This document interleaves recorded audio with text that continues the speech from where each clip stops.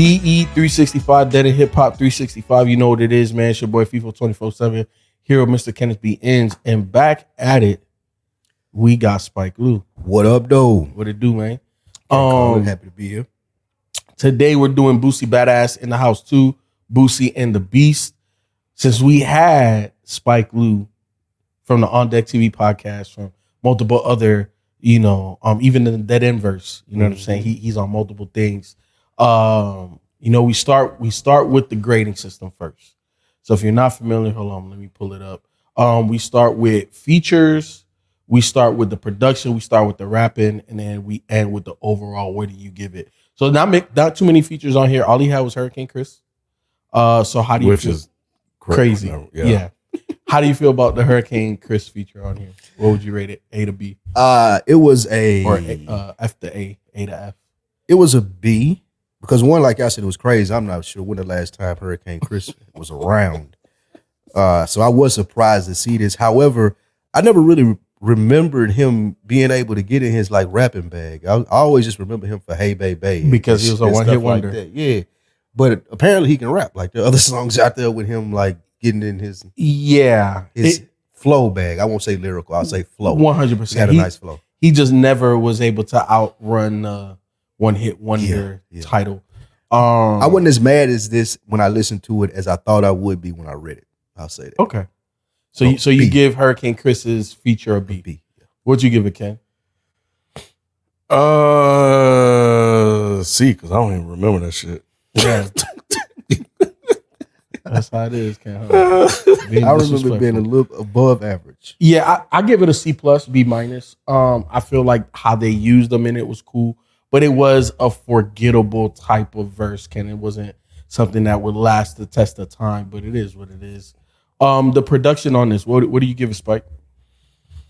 So I'm biased. If y'all don't know, Boosie was one of my favorite rappers at one point. Like he probably was my favorite rapper at one point. Maybe no shocker to Ken. But no. The newer projects I'm not talking about. I'm talking about the old mixtape stuff, the Boosie Badass.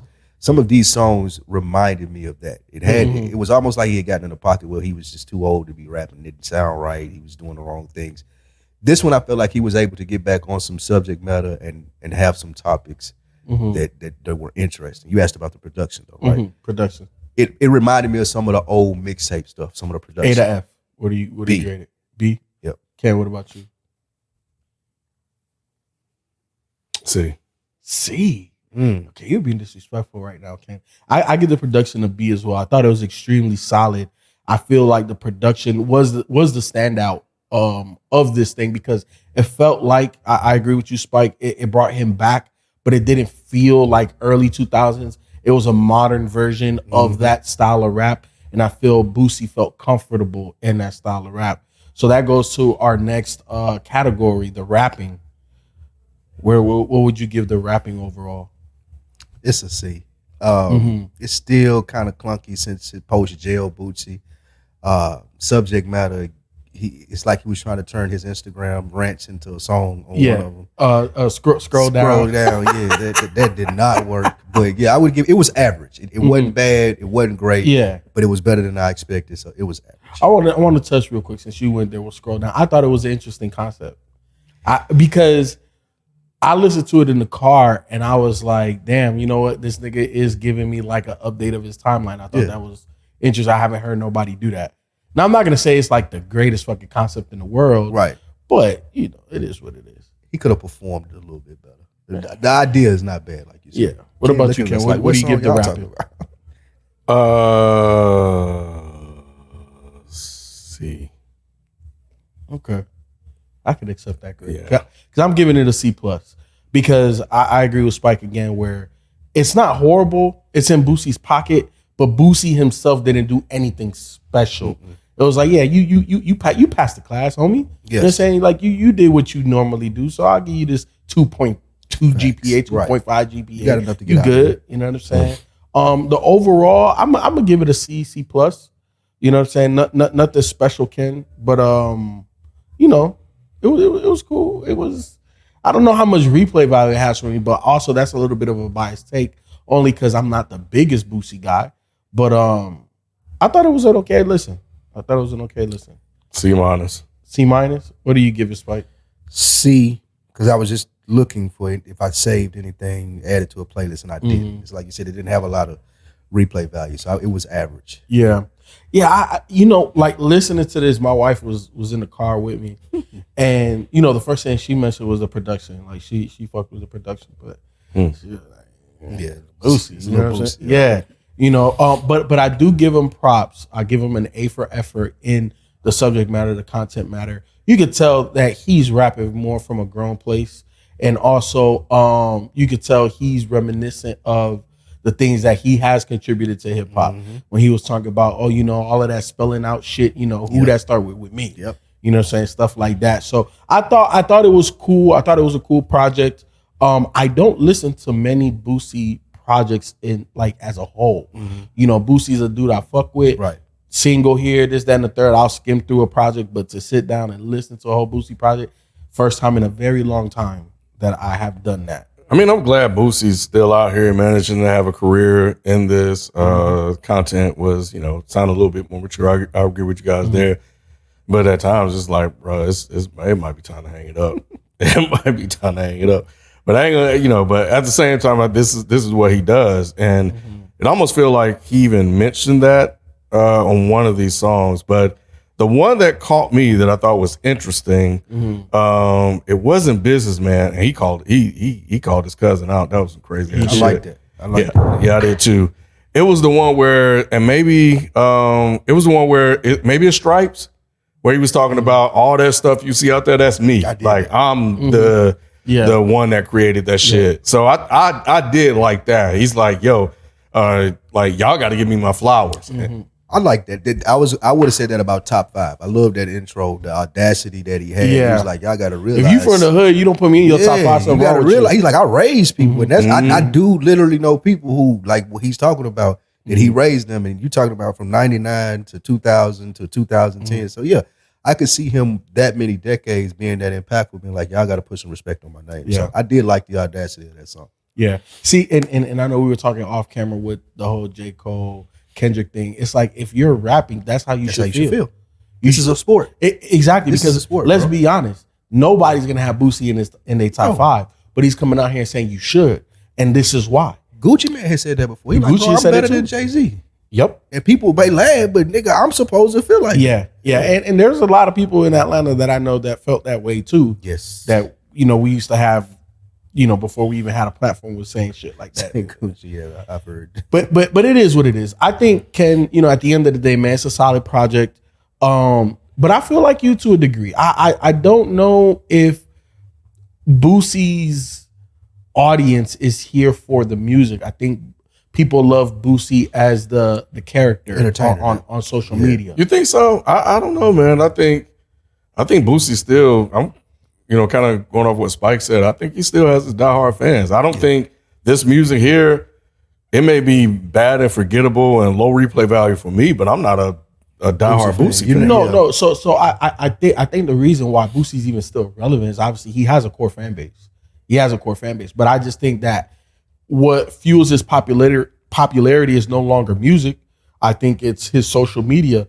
That's to everybody else, though. Yeah, but that's what I'm saying. Like the bigger audience is in social media versus his music fans. He could still go on like a chitlin circuit tour and get people. I'm not saying he can because he has a core fan base. Got it. I'm not taking that away. Like you don't last as long as Boosie has without a core fan base. He has a core fan base that will always support him no matter what he puts out there. Facts. All I'm saying is the reason why he's still even relevant is not because of the music. It's because of the DJ Vlad interviews. He even talked about that on this album. Instagram. You know what I'm saying? Instagram.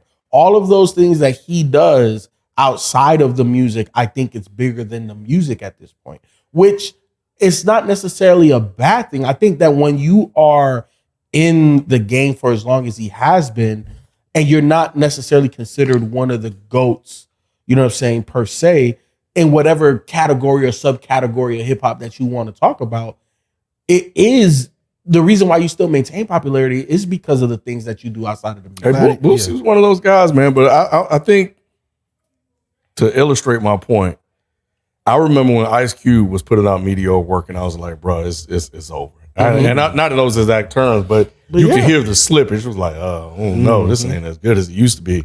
Spike, you were just saying that earlier. Like there was some of his other stuff you listened to. It was like, oh, I don't know about this. Yep. You felt like this was a return to form. So back to where he was. Yeah, exactly. Yeah. So as much as he could. Anyway. Yeah. So, if well, shit. Well. I'm thinking about the super diehard fans then. You get that from LL too. Like when he from the beginning, then when you start making like Mr. Smith and stuff like that, you're like 100%. Because both of those guys that you just used in your examples, what happened? They started to overcome their music success with TV acting, and movies. rapping. Yeah. So, I'm obviously Boosie's not in TV and movies, but he's in skits. He's all over social media. He does interviews. He does. I don't know if you've seen these new challenges on YouTube where they have like 60 chicks, 20 chicks versus versus him, and then he'll ask some crazy questions, and he just Boosie. You know what I'm saying? Like he's just a character. I think that's bigger than his music. Again, that's no disrespect to the music. It's just he himself has outlived the music. Yeah. The youngins don't want to. He has a core fan base. He's always going to be able to do it, but it is what it is. Yeah. But would you? Me and Ken have come up with this is kind of like a barometer of relatively a good project. Mm-hmm. Is it recommendable? Is it something you would tell one of your homies, partners, somebody that's like, yo, I never listened to Boosie. Is this album something you would recommend them?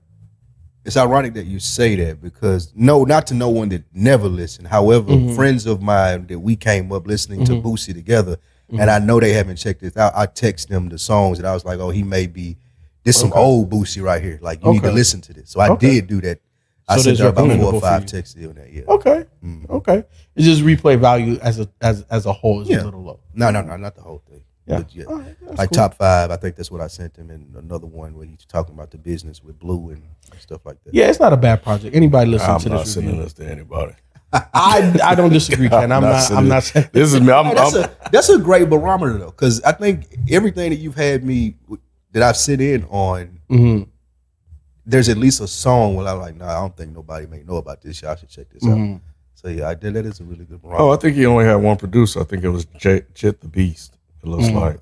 Okay. Well, he definitely did a good job with the production. The production was definitely on point. But yeah, Spike, I think music is to be shared, and if you're not willing to share it, then how good is it? So to me, that's a barometer of. Shit. Is it even decent? You recommend it, yeah. You know what I'm saying? Because like the Currency one that you was on, I don't know how many people you sent it to, but I know I sent it for a handful of people. But that's because I don't know that many. I'm out of the loop on Currency. So if I sent it to the people that I felt like would like it, I'm probably already on it. I got you. But it's something that you would share. Oh yeah, no questions asked. I wouldn't hate on it that much. Exactly. So, bro, this dude got a song called "Christmas Pussy." Boosie. He released it in 2000. Man, bro, what? Y'all know he got a soul album, like a blues album, Ken. You gotta listen to his blues album. Is it called Mississippi? It's something blues. It came around one Christmas. It's called Boosie Sings the Blues. Something crazy like that. I gotta it is a listen blues to that, album, bro. like real deal blues beats and all of that shit. I gotta hear it. We got another 8 months, Ken. We got another 8 months. Crack it up. Oh man, but look, y'all already know what it is. Another day, another review. Now you guys are watching this on YouTube. Shout out to the YouTube channel. Shout out to Sonny. Shout out to Ken. All of the hard work behind the scenes. And we'll catch you tomorrow. Spike will be back. We out. Peace.